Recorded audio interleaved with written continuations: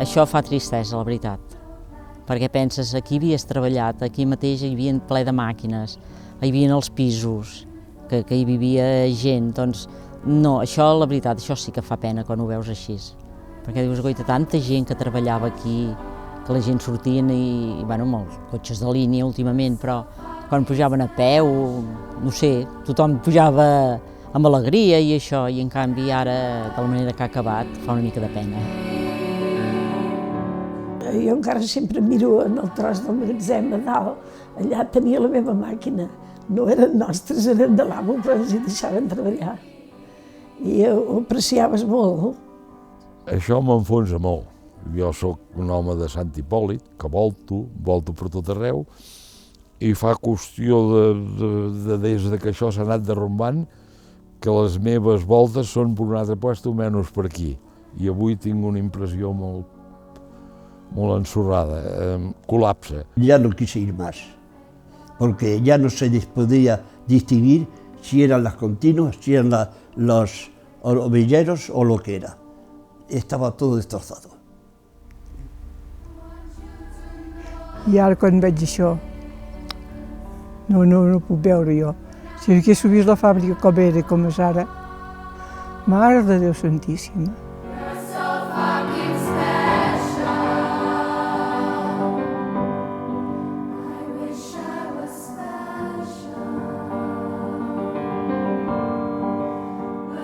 Había dos, había la nueva y la vieja. Había dos fábricas. Yo trabajaba en la vieja. Había otra, aquella era otra que decían la nueva, y esta era la vieja. Y esa era otra fábrica pequeña, pero esa era de lo de Rovira, me parece que decían, sí. A la fàbrica nostra, que era la nova, fèiem el mateix que l'altra fàbrica vella, però amb diferents directors, però fèiem el mateix gènere, filar, d'això, les contínues. Aquestes fàbriques donaven vida a molta gent d'aquí al poble. Hi havia senyores que ja estaven, quan jo vaig entrar, ja estaven a punt de jubilar-se, vull dir que feia molts anys que la fàbrica tirava. Les fàbriques de Gallifa van ser unes indústries tèxtils, sempre formades per 3 empreses. Per una banda hi hauria la fàbrica vella, per altra banda la fàbrica nova, que aquestes eren filatures de cotó, i a més hi havia el petit taller de Can Rovira, que s'hi feien teles, bàsicament. És el 1890 que es posa per primer cop en funcionament la fàbrica vella, sota la raó social de Gallifa Rierola, i al cap de 20 anys, el 1910, la raó social de Font, Viguer i Pasqual posa en funcionament la fàbrica nova. Tot això dura fins al 1920, que s'iniciaria una nova etapa. Aquestes empreses que hi havia tanquen, a excepció del taller de Can Rovira, i apareixen 2 empreses noves que prenen el relleu a les fàbriques de Gallifa. Per una banda, Filatures Voltregà, que ocuparia la fàbrica vella, i per altra banda, Filatures Marquet, que ocuparia la fàbrica nova. I això duraria fins al 1995-97, que és quan tanquen les fàbriques de Gallifa definitivament.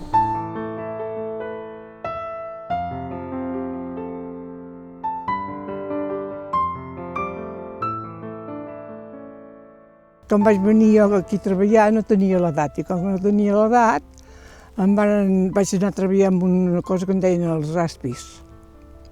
I m'ensenyava una altra dona, però aquell dia van venir els municipals aquests que vigilen, i com que encara no tenia temps de poder-me fer marxar a baix, que era a baix de l'escriptori, que aquí baix hi havia un escriptori, hi havia d'això, doncs em van portar, el carregat em va portar aquí a Cal Guarda fins que sortissin els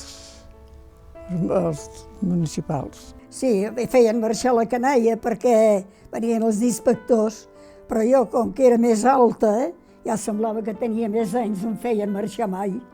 No podia anar mai a jugar. Vet aquí. Que treballava als Aspis i van sentir uns cotxes que venien, i venien 2 nois, que no sé què venien a fer, van venir a veure l'amo, i es van pensar que tornaven a ser municipals i em van ficar dins d'una caixa i em van ficar allà dins i em van deixar un trosset així perquè pogués respirar. I quan van marxar, que no van veure que no era, encara no m'hi vaig estar mitja horeta, Doncs llavors ja vaig tornar a treballar als Raspis com el que em tocava. Del que serien les entrevistes sempre acaba primant o sempre acaba sortint molt tot el tema de la precarietat. Entre elles doncs, hi ha casos de treball infantil, sobretot dones que s'hi posaven més d'hora de l'edat que els tocava, abans de tenir 14 anys, bastant jovenetes, recorden com s'havien d'amagar quan venien els inspectors. D'altra banda, també doncs, tot el tema de la precarietat salarial, amb sous molt baixos, amb, òbviament, la dona cobrant molt menys per sota del salari que cobraven els homes, fent la mateixa feina, moltes vegades. Per això vaig marxar, perquè no cobràvem gaire. I el meu home em va dir, aquí no farem pas cap cèntim, perquè ens donen molt pocs cèntims i passem moltes hores i vam decidir d'anar a pagès. Oi, misèria, la primera setmana em van donar un duro, imagina't. I la segona 6 pessetes i em van anar pujant.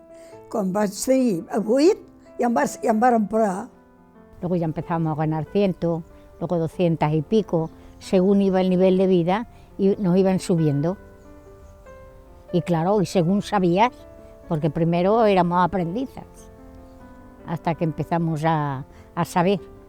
Luego ya estaba de aprendiz, de ayudante, luego ya empecé a llevar una máquina, luego 2, luego 2 y media, y hasta ya nos metieron ya entonces 4 y 5 máquinas. Hi havia més dones que homes, moltes més dones que homes. També n'hi havia d'homes, però moltes més dones que homes. Hi havia gent que venia, dones de l'Esquirol, de Vic, hi havia aquests cotxes de línia i les portava, i n'hi havia moltes de l'Esquirol. Jo vaig quedar una mica parat perquè doncs, jo venia de fàbriques que totes les filadores o la filatura estava només amb senyores. I aquí hi havia molts senyors, hi havia molts homes. Hi havia mitja orquestra dels angelets, aquí. O sigui que ho vaig trobar una mica diferent, però bueno, era igual, vull dir, en sabien tant o més els homes que... No hi havia diferència, tots en sabien igual. Cobraven menys perquè els homes, que eren els homes, ens donaven més cèntims, els dones feien la mateixa feina i cobraven menys nosaltres, ens donaven menys que ells. Els homes tenien una categoria més elevada que la dona, treballant igual, que això ho ha sigut sempre, i sempre ho serà. No serem mai iguals, homes i dones, mai.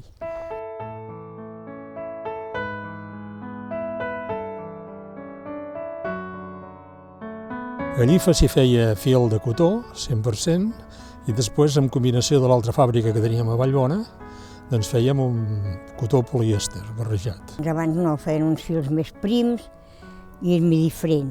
Però ara últimament fèiem uns fils gruixuts amb un altre munt d'unes gates que allò de mal treballar, clar, no anàvem amb una maquineta. I si feies així i ens ho pagaves el nus, ja no anava, entens? Llavors va començar a venir aquests fils de colors, el negre quedaves negre com un pecat, anàvem fent proves. Llavors va anar evolucionant, Llavors van fer mescles, van fer gates, van fer, bueno... Una gata era un fil que feia llarg i feia un gruixut, llarg i feia un gruixut. Això era bastant laboriós, però va ser una objecció de ventes molt important. Aquí eran los almacenes, y luego allí para aquella punta había las cardas y había las mecheras y los manuales. Y luego arriba era todas las continuas. Bueno, las mecheras eran por aquí, todo esto. La planta de abajo todo era la preparación y arriba es donde hacíamos el hilo. Y antiguamente cuando yo vine había dobladores del hilo, pero luego ya los quitaron y todo era continuas. El despatx que hi havia aquí era tot només de cosa interior. O sigui, no es feia res, no es facturava res, només era cosa interior. I tot l'altre anava, tot depenia del despatx central de Barcelona.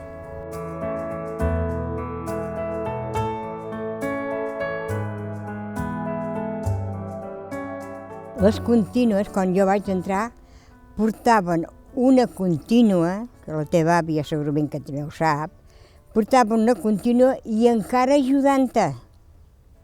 Però noi, quan van posar el conveni nou, es va canviar tot. Llavors les filadores estaven a fora de si, perquè en vez d'una ja en tenien de portar 4 de contínues, i sense ajudant-te. Va venir uns senyors a controlar i ens van ensenyar un mètode perquè poguéssim anar més de pressa i més bé. Hi havia qui ho va entendre i qui no ho va entendre, però sí, es produïa poder més. Ens feien anar més de pressa i volíem la prima, però a vegades costava molt d'arribar-hi. Van posar un control y íbamos a controlar todas las clases de faena, todos los momentos cuando cogen el hilo, cuando lo enganchan, en fin, tiempos muy cortos. Teníem d'anar a prima perquè admiraven les trencades dels fils, perquè és clar que si es trencava gaire el fil produïes menys. Doncs en quart, esclar, també perquè hi havia fils que es petaven molt. Doncs si tenies de nuar molt i això, no feies tanta productivitat. Mare de Déu, si jo me'n recordo la Paupets, i tant, que ens paupaven, feia així. A veure si, esclar, es veu que va durar una època que jo no treballava llavors, Molts treballadors que agafaven el fil, com ara els aspis, feien unes madeixes de fil, i se l'emportaven a sota el davantal o la bata, el que sigui. Quan treballava a la fàbrica al dematí, hi posava a les 5 del matí, a les 5, i plegava un quart de dues. I quan treballava a la tarda, hi posava un quart de dues i plegàvem a les 10 del vespre. Anàvem a quinzenes. 15 dies de cada manera anàvem. Hi havia els 3 torns, de matí, tarda i nit. Al dematí em sembla que eren les 5:10, perquè al vespre ens hi posàvem a 2:15, fins a les 5:10. En quant als 5:10 em sembla que eren a 2:45 o faltaven 5 minuts, una cosa així, i plegàvem escals de la tarda a 2:15 quan nosaltres ens hi posàvem.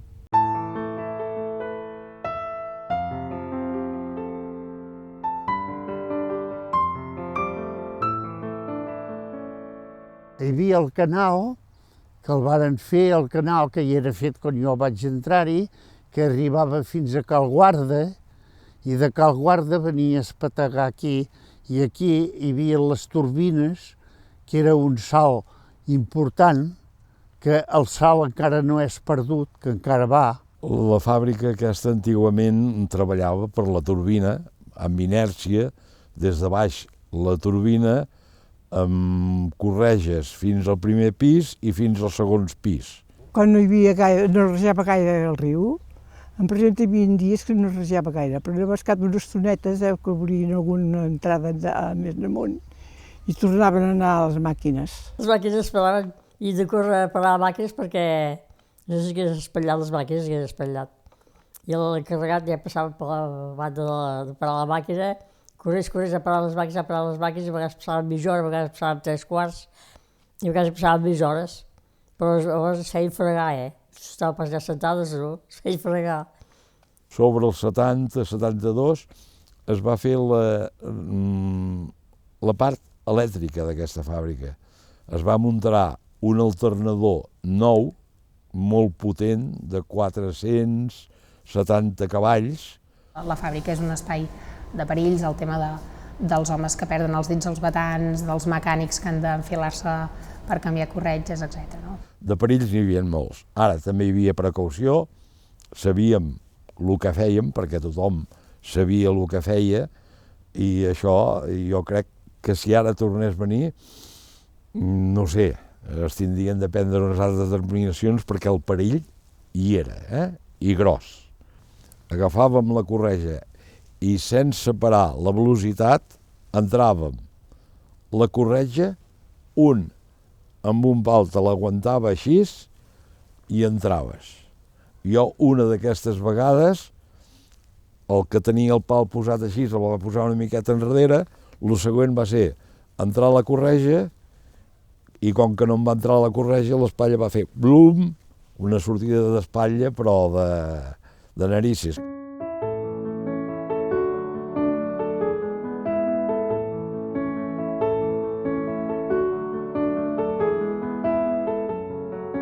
La Les fàbriques de Gallifa no van ser només unes fàbriques, sinó també que van incloure habitatges per als treballadors de les fàbriques. Per una banda hi havia els 8 habitatges dins del conjunt de les fàbriques, just al costat, on hi vivien els directors, encarregats, escrivents, etc. Aquest tipus de treballadors. Per altra banda, més endavant, el 1949, s'inicia la construcció d'un grup d'habitatges destinats a obrers de les fàbriques de Gallifa, però en aquest cas no es col·locarien al costat de la fàbrica, sinó que es col·locarien a l'entorn de Sant Hipòlit. Hi havia 3 habitatges agafats a la fàbrica, que un era allà on estava el director, i a sobre hi havia 2 pisos, que hi havia un encarregat de Marquet i l'escrivent de Voltregà, que era en Ramon Moles. Llavors aquí davant, que és això d'aquí, aquí hi havia un manyà, planta baixa, i llavors hi havia, al primer pis, hi havia un majordom de Voltregà que es deia Morera. Llavors hi havia el grup de Sant Salvador, que era com una colònia autonòmica, perquè no ens hi ficàvem gaire bé per res, si no hi havia cap problema no ens hi ficàvem per res. Buscábamos más bien piso, más que trabajo, porque trabajo nos daban en todos los lados. Y entonces vine a San Hipólito, a los grupos, y desde ahí empezamos a trabajar. Yo tenía 20 años, en el año 1950 llegamos. Com que era de l'empresa et feien pagar 75 pessetes al mes. I ara pels treballadors d'aquests pisos. Però que hi haguessin 4 dones, ojo. Si no hi havia dones ja no te'l llogaven, volien dones. Doncs mira, hi havia 3 habitacions, cuina i menjador, vull dir una cuina que també no era pas gota petita, i en acabat un quarto de bany. Bueno, el quarto de bany hi havia només lavabo i vàter. Vull dir, no hi havia ni banyera ni res. Hi havia així, hi havia en un altre quartet amb un safareig, i una mica de rebedor quan entraves.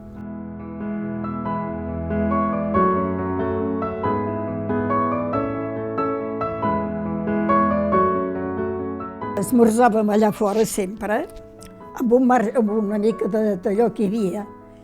Hi havia el gos del director, que sempre es passejava per allà. Hi havia una que portava un ou ferrat i el va posar allà al seu costat, i passa el gos i nyac, se li va portar l'ou ferrat. I disfrutàvem, esmorzàvem i rèiem i xerràvem i mira, ens passàvem molt bé. Hi havia un home que li deien en Cabanes, que podia esmorzar. I vàrem dir, ostres, avui hem d'anar, tenim mitja hora, saps què, agafem els tastets i anem a Cal Manco a travessar el riu i anirem a buscar pomes.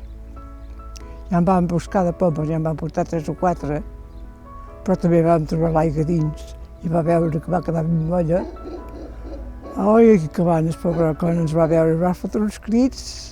Hi havia una que li va dir que tenia la màquina que pujava i baixava. I li va dir, diu, vigila, diu, que esto puja y baja y pica los dedos. Li va dir.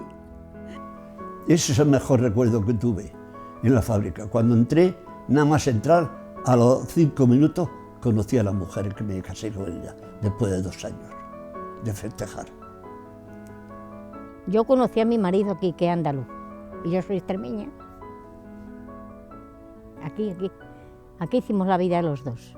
Quan arribàvem a la carretera ens ajuntàvem i llavors ens posàvem a cantar. Jo tenia una meva tia que no en sabia de cantar i li vàrem comprar un acordeon a Can 95 a Torelló. I anava a fer la nyinyic i nosaltres anàvem cantant. No ens ho passàvem bé. Teníem molta pobresa, però ens ho passàvem bé, mira. Com que no havíem vist res més.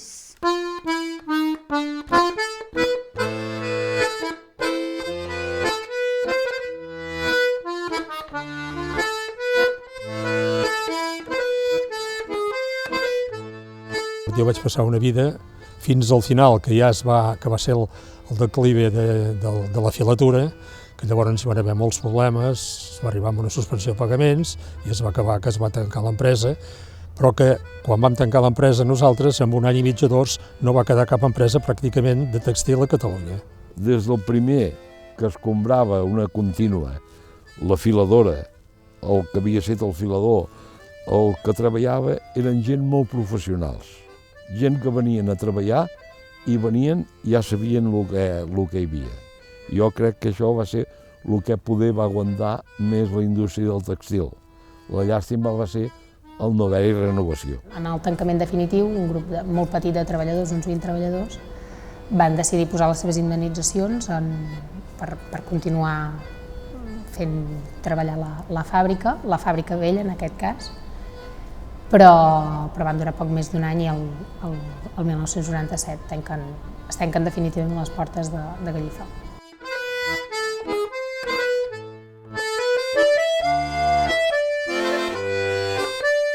Poder cobrar i poder anar fent com a treballadors, poder viure una mica dignament, és el que ens agradava, i tant que sí. Bons records, sí, ja dic que tenia una gent que m'estimava molt perquè tinc bons records d'ells. I m'explicaven coses i sempre em deien, ets la més petita d'aquí a la fàbrica. Jo deia, no, que sóc gran.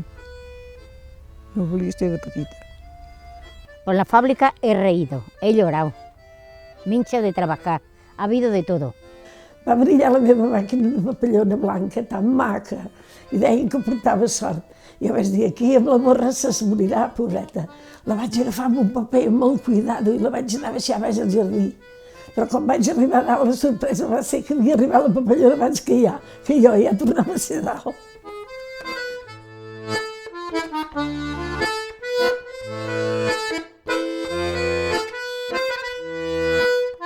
Thank you.